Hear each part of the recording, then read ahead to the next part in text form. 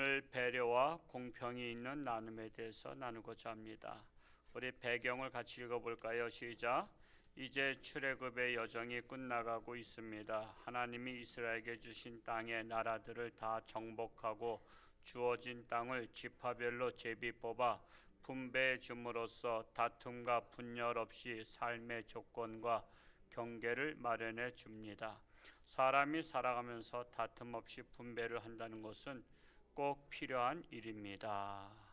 묵상 1번을 한번 볼까요? 31장 같이 읽습니다. 31장 1절에서 18절. 하나님은 미디안 족속들을 진멸할 것을 명하십니다. 미디안은 발락을 통해 이스라엘을 성적으로 영적으로 타락하게 함으로써 하나님을 진노케 한 민족입니다. 그래서 하나님은 그들을 진멸하게 하신 것입니다.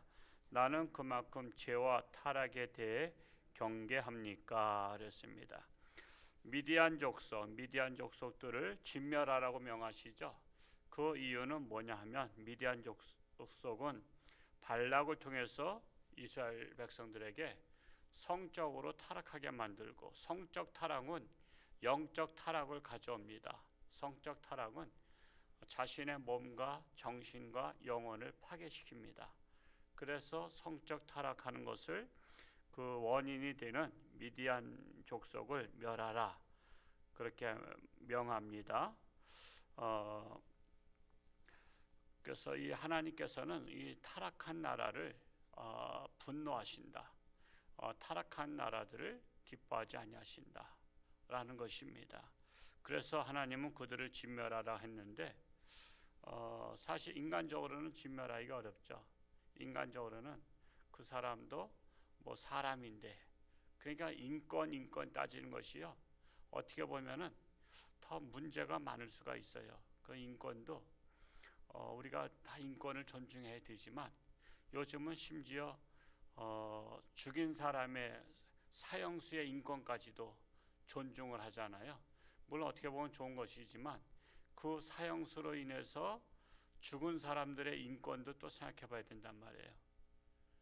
그래서 그때 언젠가 작년인가 재작년인가 신창원이라는 사람, 그 엄청 그 전과자잖아요.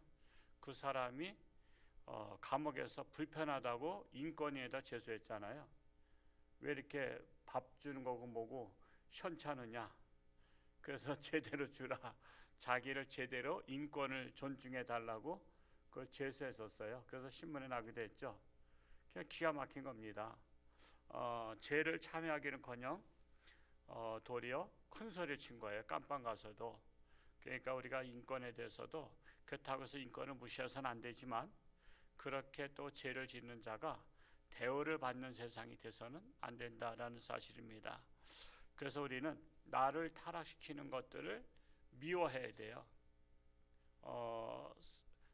그것을 미워하지 않으면 그 타락시키는 것 때문에 내가 결국은 망하는 길로 갑니다.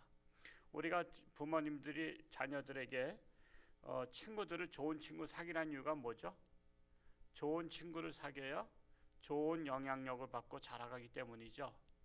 나쁜 친구들 사귀지 말라 그래요. 근데 아이들은 내가 좋은데 왜 부모는 말리느냐 그러지만, 그것이 나쁜 친구로 말미암아 내가 나쁜 길로 빠지기 때문이죠.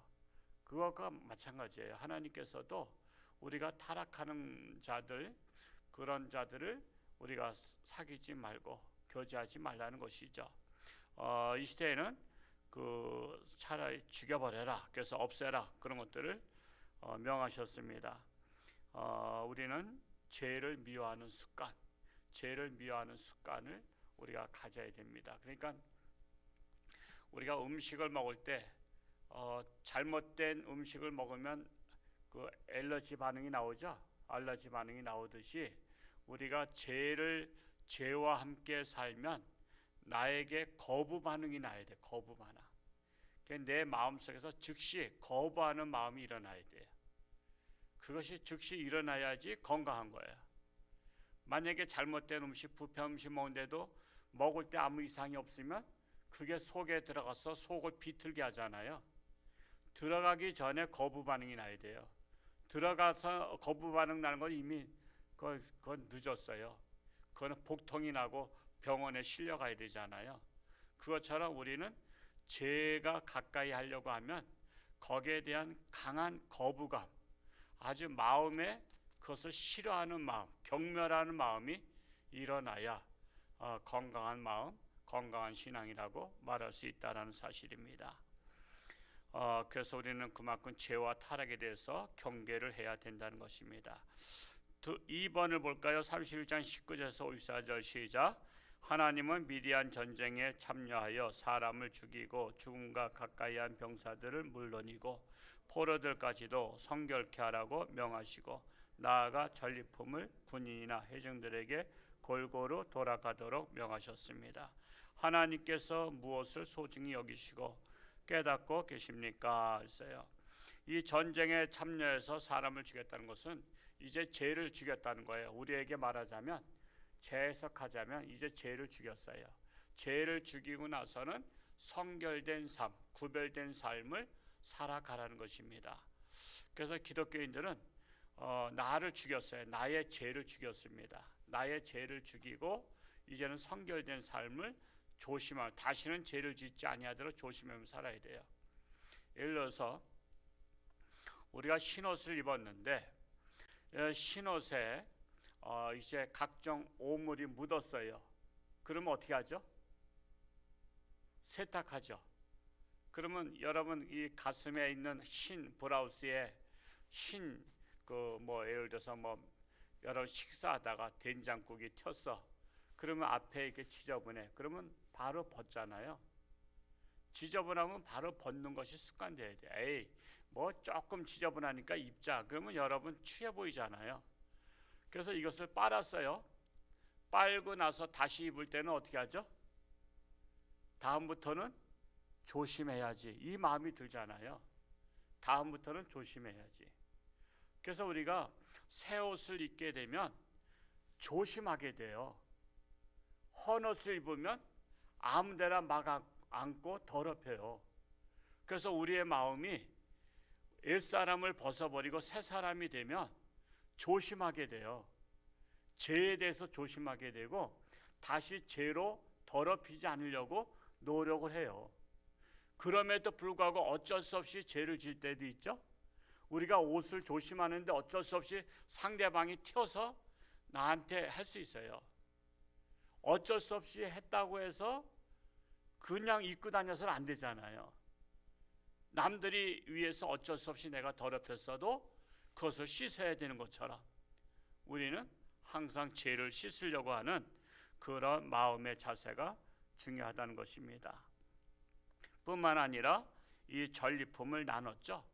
이 나눴다는 것은 전쟁에 나간 자와 나가지 않은 자 다 같이 나눴어요. 이게 공동체적인 삶이에요.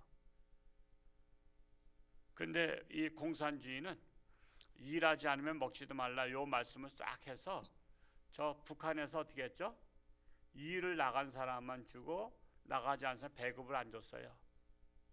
그러니까 여러분 그 집에서 아들이 한 사람이 일을 나갔는데 부모님이 노인분들이라 일을 못 나가셔. 그러니까 부모님은 배급을 안 줘. 이 공산주의는 배급사회인데 그러니까 1인분을 받아와요. 자기가 일한 1인분을 받아온 것을 부모를 굶길 수가 없잖아요. 그러니까 그것을 같이 나눠 먹어요. 같이 나눠 먹다 보니까 가난할 수밖에 없는 거예요. 그리고 배고플 수밖에 없고. 그래서 북한 사람들은 지금도 평양에 이렇게 유튜브에 나오죠. 평양 시내 걸어 다니는 사람들 보면 다 그냥 빼빼 말랐잖아요. 빼빼 말랐어요. 그게 같이 나누지 못한 결과예요. 그래서 우리 기독교가 앞장서서 나눠야 돼요. 기독교가 나누지 아니하니까 공산주의가 나누겠다고 그렇게 나서는 거예요. 공산주의가. 그냥 기독교의 부작용이에요. 우리 기독교가 전도 안 하니까 누가 전도하죠? 이단들이 전도하잖아요. 이단들이. 그냥 우리가 안 하면 이단들이 갖다 써먹어요. 우리가 나눔의 공동체를 안 하니까 공산주의가 갖다 써먹어요. 그래서 재산을 빼앗아 가지고 나눠주겠다 그러잖아요. 재산을 빼앗아서. 여러분 이건 정말 엄청 위험한 발상이에요. 자, 그러면 일을 안 해서 안 해도 그저 뺏어서 나눠주니까 일 안 해도 돼요. 그러면 이 세상이 게을러진 세상이 돼요. 지금 대통령 후보 나온 사람 중에서도 나눔의 세상을 만들겠다 그러잖아요. 그걸 어떻게 나눌 거냐 했더니 세금을 많이 걷어서 나눠주겠다는 거예요. 세금을 많이 걷어서. 그러니까 기업하는 사람들 더 세금 거두고, 땅 가진 사람 더 세금 거두고, 좋은 집 가진 사람 세금을 더 올려서, 그래서 세금을 많이 걷어서 가난한 사람들 나눠주겠다 그래요. 그러면 가난한 사람들은 좋죠. 왜? 나눠주니까. 남의 것을 빼앗아서. 우리나라에 그런 생각을 가진 사람이 옛날에 임꺽정 아니에요. 임꺽정이 부잣집에 탄간오리의 것을 뺏어다가 나눠줬어요. 그런 바람에 우리나라 국민들이 타락하게 된 거예요. 남의 것을 뺏어서 나눠주는 사회는 아니에요. 가진 자가 자발적으로 나누는 세상이 돼야 돼요. 가진 자가 자발적으로 나누는 세상.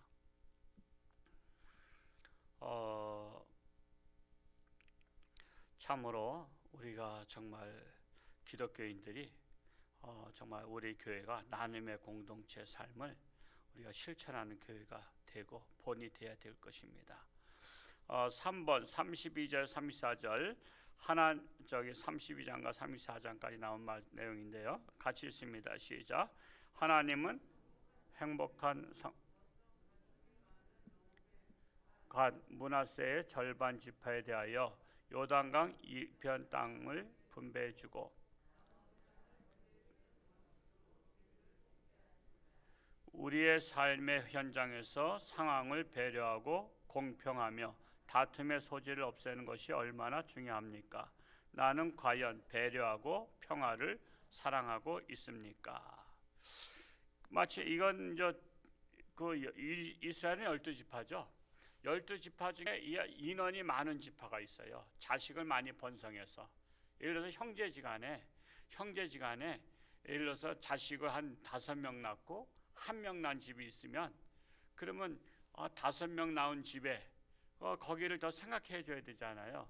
그래서 우리나라 옛날 그 동화 이야기 중에서 형제지간에 형님네는 형제들이 식구들이 많으니까 우리 더 많이 필요할 것 같아서 볕단을 갖다 주잖아요. 동생네는 살림한 지가 얼마 안 돼서 가난할 것 같아. 그 동생한테 또 볕단을 몰래 갖다 줘요. 여러분 이게 배려거든요. 배려예요. 우린 똑같이 나누자. 뭐 이게 아니에요. 더 식구가 많으면 거기 더 먹잖아요. 그것처럼 이스라엘 지파들 중에서 그 인원이 많은 데는 더 배려를 해준 거예요. 이것을 말씀하고 있는데 정말 교회는 배려를 배우는 곳입니다. 배려. 남에 대해서 배려하는 마음을 배우는 것입니다. 그리고 또한 평화를 사랑하고 있습니까? 라고 하는데 이 평화는요, 여러분 평화를 외친다고 평화가 있는 게 아니에요. 우리가 사랑 외친다고 사랑하지 않잖아요. 기독교에 뭐가 없다래요? 사랑이 없다래고 불교에 자비가 없다래잖아요. 그냥 말로만 하는 게 아닙니다. 평화는 말로만 외치는 게 아니에요. 평화로운 나라가 되는 방법은요, 국력이 강하면 돼요. 국력이 강하면. 예를 들어서 애들이 길거리에 조폭 애들이 누구를 때리려래요. 근데 때리려니까 그 맞는 애가 조금 좀 건강이 약해. 그리고 좀 비리비리해. 그러니까 우리 싸우면 안 되잖아. 우리 평화하자. 그러면 야 이놈아 까불지 마라. 그러면서 저 팬다고. 너 평화 원하려면 네 있는 돈 다 내놔. 다 내놔. 그리고 만약에 돈 나왔다면 넌 죽어. 그러잖아요. 이게 연속극에 나오는 것들의 이제 젊은 애들 일진애인가 뭔가 네 주머니인 거 다 내놔. 만약에 조금이라도 숨겼다 하면 100원당 한 대 이런 식으로다가 이렇게 해요. 그래서 비리비리하고 그냥 기운도 없는 애가 평화에 치면 그냥 그거는 그냥 때려 눕히는 거예요. 강탈하는 거예요. 그게 평화가 안 와요. 근데 애들이 야 저기 누구 오는데 그 사람에게서 저놈에게서 돈 뺏자 그랬는데 가까이 오는 거 보니까 우리나라 유명한 복싱 권투 챔피언 선수야. 그러면 싸우겠어 안 싸우겠어요? 돈 뺏겠어요 안 뺏겠어요? 못 뺏죠. 아니 그 TV에 나오는 유명한 복싱 챔피언 세계 챔피언 선수인데 저 멀리서 컴컴할 때 올 때는 몰랐는데 가까이 와서 보니까 이거 챔피언 선수니까 돈을 뺏으려고 하다가는 자기들이 그냥 난타 맞겠거든. 그러니까 그냥 지나가게 한다고요. 그러니까 여러분, 내가 복싱 선수라고 해서 남을 때리면 안 되지만 내 자신을 방어할 수 있는 능력 있는 평화가 되어야 돼요. 그래서 우리나라의 여러분 평화론을 잘 보셔야 돼요. 뭐 전쟁하자는 얘기냐 이렇게 자꾸만 그런 사람들이 있는데 우리나라는 전쟁 DNA가 없어요. 우리나라는 방어 DNA가 있어요. 공격 DNA가 없고 방어 DNA가 있어요. 우리는 방어는 해야 돼. 방어마저 안 하면 나라가 무너져요. 근데 방어하려면 어떻게 해야 돼요? 나라가 강해야 돼요. 나라가 강하고 국방력이 강해야 돼요. 국방력이 강해야 감히 쳐들어오지 못해요. 저 북한이 미국을 자꾸만 깝짝깝짝대지만 사실은 그냥 앞에서 약 올리는 거지. 미국한테 미사일 한 방 쐈다면은 뭘 각오해야 되죠? 북한은 없어질 걸 각오해야 되잖아요. 그러니까 막 쏘는 척하고 막 그냥 앞에서 계속 건드리기만 하는 거예요. 약 올리기만 하는 거라고. 못 건드려요 미국을. 미사일 한 방 쏘면 미국이 한 방 맞을 수는 있어. 그렇지만은 미국이 미사일 한 방 맞고 나면 어떻게 하겠어요? 북한을 완전히 초토화시켜 버린다고. 그러면 죽는 거라고. 그래서 평화라는 것은 내가 강하면서 남을 침략하지 않는 거예요.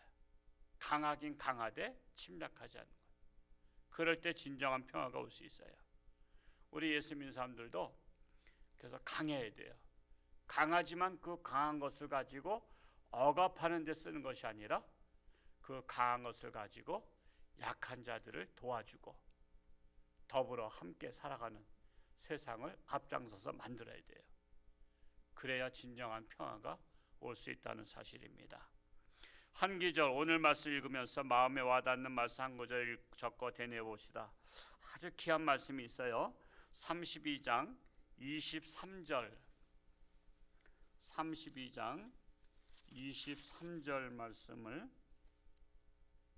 같이 한번 읽어볼까요? 시작. 너희가 만일 그같이 아니하면 여호와께 범죄함이니 너희 죄가 반드시 너희를 찾아낼 줄 알라. 우리 죄를 누가 찾아요? 우리의 죄가 우리를 찾아내요.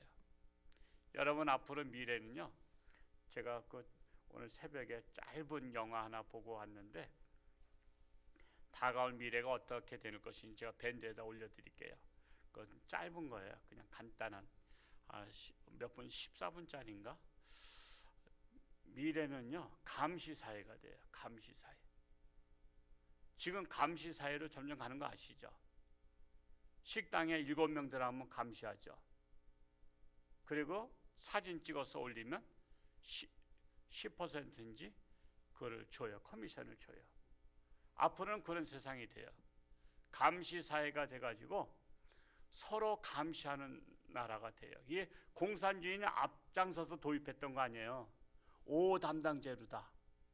그래서 공산주의는 그걸 벌써 미리 수십 년 전부터 도입을 했는데 지금 우리나라도 코로나로 인해서 감시사회가 이제 하나씩 되고 있죠. 그리고 다 추적이 가능해요. 여러분이 부산 갔다 오면 몰래 갔다 온다고 되는 게 아니야.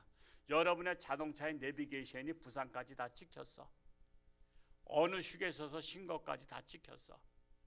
그리고 여러분이 부산 가다가 전화 한번 했어. 여기 부산인데 그러면서 전화했어. 여러분 핸드폰에 다 찍혔어. 부산서 전화한 게. 그래서 옛날에 옛날도 아니지 뭐 재작년인가 광화문 집회 갔던 사람들 전화 추적 다 했던 거 아니에요. 광화문 집회 참석한 사람들 저기 뭐 백신 안 맞으면 와서 조사 안 받으면 벌금 낸다고. 이게 바로 감시 사회로 가는 거예요. 지금 앞으로 감시 사회가 되면요, 이제는 교회 가지 말라는 그러한 시대가 되면 교회 갔다 오면 딱 찍혀요. 저 홍천주 함께 몇 시부터 몇 시까지 갔다 왔구나. 이거 다 찍히게 돼 있어요. 이런 사회가 되지 않도록, 그래서 우리가 성숙한 크리스찬이 돼야 돼요. 진정한 자유로운 세상 될 수 있도록 점점 가서 이 통제 사회를 만들고 있는 것을 우리가 참 영화라는 것은요, 상상이잖아요. 상상. 영화는 이 과학 영화 같은 건 상상인데 그 상상 속에서 그런 것들이 세상이 나갈수록 이루어지는 거 아시죠? 옛날엔요 1800년 초만 해도 누가 예언을 했어요. 앞으로는 과학이 발달돼서 백리를 1시간에 가는 세상이 될 것이다 했더니 그 말도 안 되는 소리 하지 말아 했어요. 제가 그 글을 봤어요.